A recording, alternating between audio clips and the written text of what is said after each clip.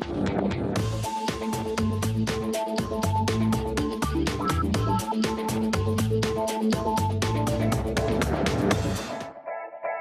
à tous, ravi de vous retrouver pour cette nouvelle édition de Sénat 360. Voici les titres. Mes invités pour ce débat sur ce malaise policier qui perdure, j'accueille Catherine Procaccia. Bonjour, sénateur Les Républicains du Val-de-Marne, merci d'être avec nous. Sur ce plateau également Jacques Bigot, bonjour, sénateur socialiste du Bas-Rhin. Également sur ce plateau avec nous Denis Jacob, bonjour. Vous êtes secrétaire général du syndicat Alternative Police CFDT, merci d'être avec nous. Et Christian Moina, bonjour. Vous êtes sociologue au CNRS, vous connaissez bien ces questions de sécurité et de police, on va bien entendu en parler sur ce plateau. Catherine Procaccia, on entendait Oriane Mancini nous dresser les doléances des policiers. Elles sont nombreuses. Est-ce que vous soutenez les policiers dans ce mouvement ou est-ce que, comme le Premier ministre l'a redit ce matin, vous êtes aussi choqué de voir des policiers dans la rue ? Non, je ne suis absolument pas choquée. Je pense que si les policiers manifestent, comme lorsque des gendarmes peuvent manifester, comme des représentants de l'État manifestent, c'est qu'il y a un devoir de réserve, ils sortent de leur statut qui les empêche normalement. Il y a un profond malaise et ça se passe très très mal. Donc je ne suis absolument pas choquée. Je crois qu'il faut les entendre et s'ils manifestent, c'est sans doute parce que justement ils n'ont pas été entendus ni par le gouvernement ni par leurs syndicats. Ouais. Jacques Bigot, c'est le signe d'un malaise profond dans la police. Est-ce que le gouvernement n'a pas su voir ce malaise qui ronge peu à peu les rangs des forces de l'ordre? Ils sont extrêmement sollicités, on l'a dit notamment depuis les attentats de janvier 2015. C'est le signe, si vous voulez, d'un malaise effectivement profond et normal dans la pression particulière que vit cette catégorie de fonctionnaires qui ont l'impression peut-être qu'on ne les considère pas assez. Ils ont des discussions sur les moyens. On a de vrais débats sur leur nombre. Pas pour rien que le gouvernement actuel est en train de rattraper les retards de recrutement, mais ça ne se fait pas du jour au lendemain. 4600 policiers qui vont sortir de l'école cette année, l'année prochaine de même, mais ils ne sont pas encore opérationnels sur le terrain, donc il y a une pression très forte, il y a une demande de sécurité de partout, qui est devenue beaucoup plus importante avec les problèmes du terrorisme, de contrôle de bâtiments, de lieux publics, et peut-être aussi un vrai problème de dialogue ou de management qui pas particulier à la police, mais qui existe globalement dans la fonction publique. Je pense qu'il y a un problème d'explication aussi des stratégies qui est à donner. Donc oui, il faut être à l'écoute. Ces manifestations, on voit bien, ont débordé même les syndicats. C'est bien que le dialogue reprenne. Mais en même temps, je pense qu'il y a aussi besoin que la population exprime son soutien à la police, ce qui n'est pas forcément toujours aussi évident que ça. Ouais, on va y venir. Denis Jacob, on le disait, les syndicats vont être reçus par François Hollande ce soir. Est-ce que cette rencontre est de nature à apaiser, à calmer le mouvement ? Alors, je vais apporter une petite précision. Je ne suis pas invité chez le président de la République ce soir. Je ne suis pas un des syndicats désavoués par mes collègues. Je dois le dire, mon syndicat est jeune. Je l'ai créé en septembre 2015, justement pour se démarquer du syndicalisme policier tel qu'il est fait depuis des décennies et que mes collègues... Il est extrêmement décrié, effectivement, en ce moment. Tout à fait. Et je l'ai d'ailleurs dénoncé il y a 1 an en comité technique de la police, justement pour dire que le système tel qu'il existe aujourd'hui dans le syndicalisme policier allait exploser. Et aujourd'hui, 1 an après, on y est. Donc c'est un constat que j'ai fait, c'est un constat que mes collègues font aujourd'hui, parce qu'il y a véritablement une rupture, qu'on le veuille ou pas, entre les discours syndicaux qui sont conduits au niveau national et les revendications du terrain. Il y a aujourd'hui un décalage, il faut revenir aux fondamentaux du syndicalisme policier, c'est-à-dire s'attarder aux conditions de travail et à la réalité que vivent mes collègues au quotidien. Donc ce ne sont pas les bons interlocuteurs que le chef de l'État va recevoir ce soir, ça ne va rien changer selon vous ? Le mouvement échappe trop aux syndicats, c'est trop tard ? C'est pas trop tard, parce que je pense que la discussion est la seule solution, à mon sens, pour régler les problèmes. Mais il faut écouter tout le monde, il ne faut pas écouter que les syndicats. Aujourd'hui, si on a des mouvements importants de policiers dans la rue, c'est bien que les porte-paroles, institutionnels habituels, n'ont plus cette légitimité qui leur a été reconnue dans les urnes en 2014. Donc bien évidemment que les syndicats connaissent bien le sujet, le malaise profond. D'ailleurs, il suffit de regarder la plateforme revendicative de mes collègues qui manifestent spontanément. Elle est à 99% identique à celle des syndicats de police conduits depuis des années. Sauf qu'aujourd'hui, les collègues font un constat, c'est que les syndicats portent leurs revendications depuis des années. Et il n'y a pas ou peu de réponses apportées aujourd'hui. Christian Moinat, on voit que ce malaise dure maintenant depuis 10 jours. La base ne désarme pas. C'est du jamais vu. Quelle lecture faites-vous de ce malaise policier ? Alors, c'est un malaise qui date depuis beaucoup plus longtemps, qui date depuis très longtemps, on peut le dire.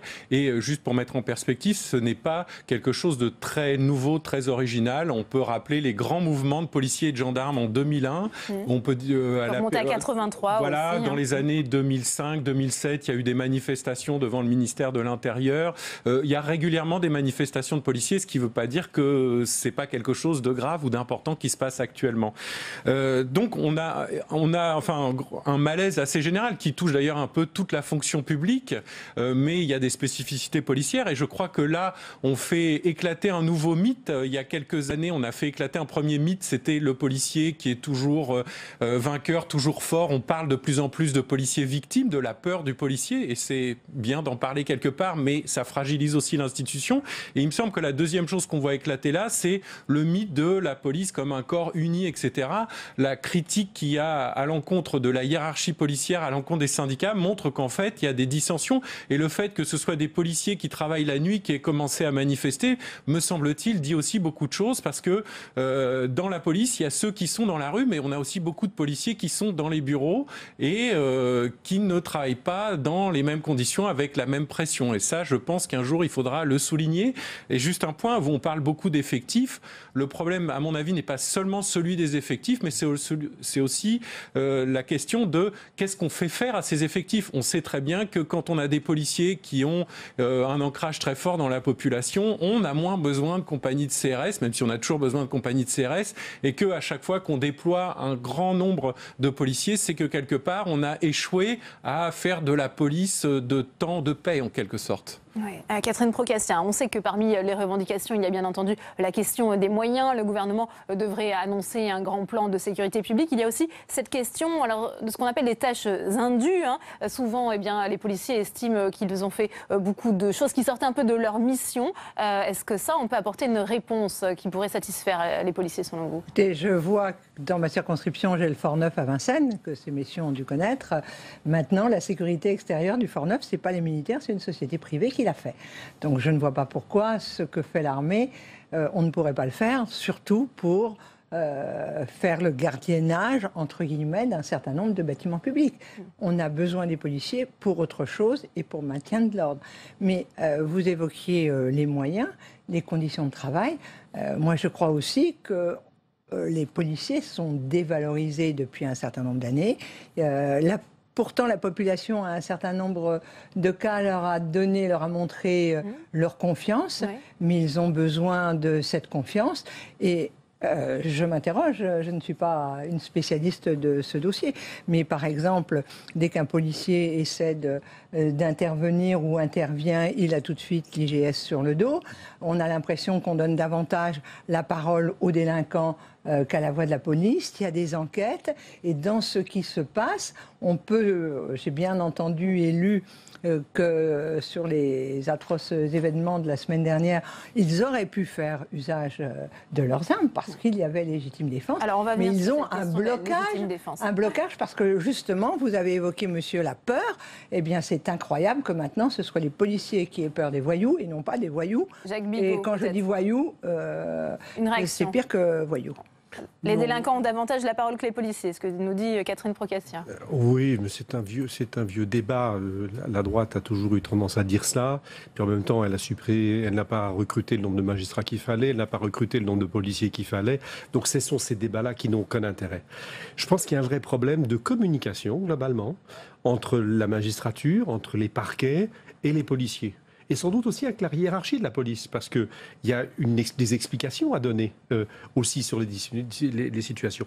Et puis, les policiers sont les premiers à devoir reconnaître que nous sommes dans un état de droit. C'est pas facile d'être dans un état de droit.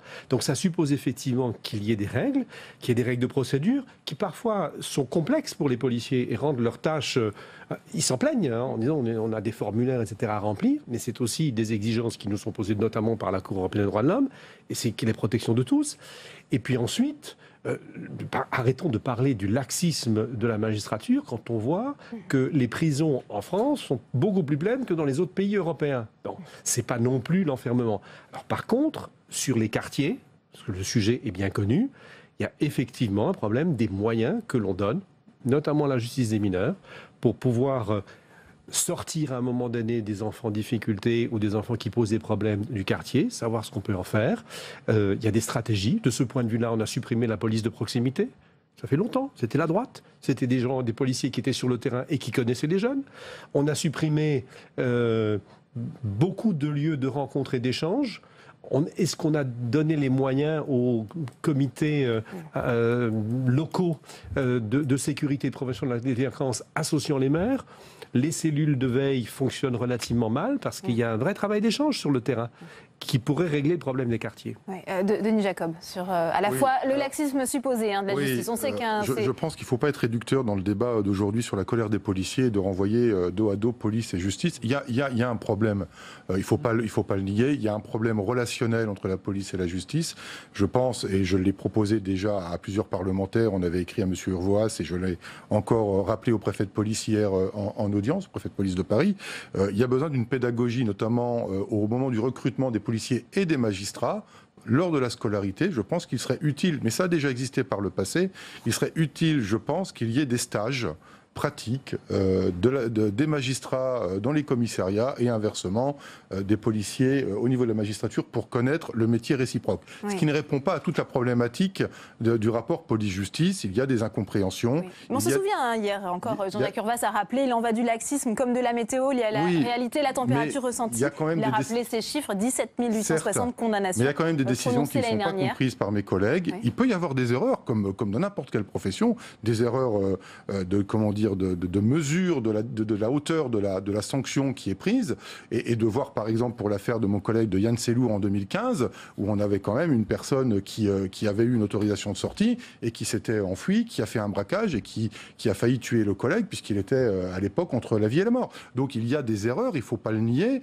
Il y a aussi des incompréhensions de les décisions prises. Mais je reviens à ce que je disais au départ, ce n'est pas qu'un problème de police-justice aujourd'hui, la grogne de mes collègues. C'est multifactoriel, il ne faut pas l'oublier. Il y a la problématique des effectifs, de l'emploi des effectifs, des missions.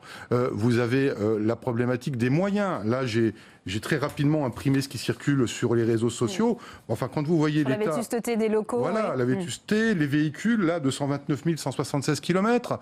Alors, il y a des annonces qui sont faites, il y a des mesures qui sont prises. Il ne faut pas nier les efforts qui ont été faits. Parce que, comme le disait monsieur tout à l'heure, c'est pas d'hier le problème. Il est profond depuis des années, quel que soit le gouvernement en place.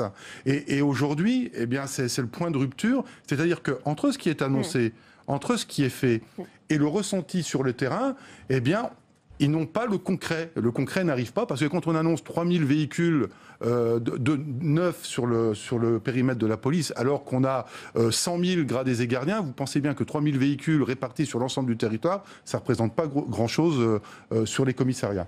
Eh bien, merci à tous les quatre d'être venus pour débattre de ce sujet. C'est l'autre temps fort, malheureusement, de l'actualité. Aujourd'hui, on est obligé de couper ce débat puisque François Hollande s'exprime en direct de la pyramide du Louvre à l'occasion du centenaire de la naissance de François Mitterrand. On l'écoute tout de suite.